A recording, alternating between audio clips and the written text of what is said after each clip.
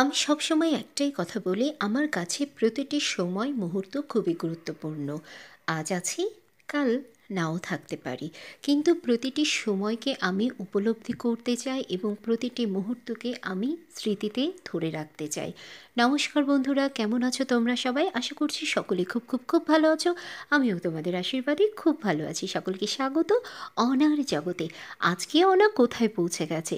এত সবুজের সমারোহ দেখে বুঝতেই পারছো এটা যে কোনো মেলা না, এটা হচ্ছে খুলনার বৃক্ষ মেলা।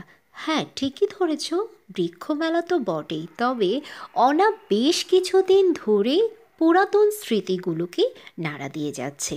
আর এটা হচ্ছে 2023 সালে খুলনায় অনুষ্ঠিত সার্কিট হাউসের বৃক্ষ মেলা, সবুজের সমারোহ।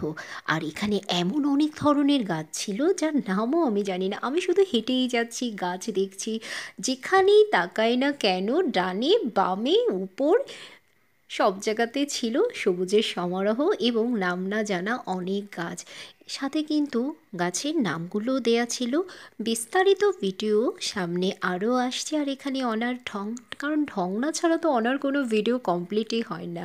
তোমরাও আমার ঢং দেখতে মজা পাও আর আমিও ঢং করতে মজা পাই, এই জন্য সব সময় তোমাদের সাথে আমার ঢংগুলোকে উপস্থাপন করি।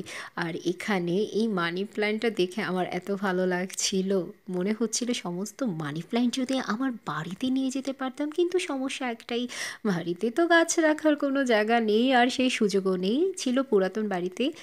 তো টাটা।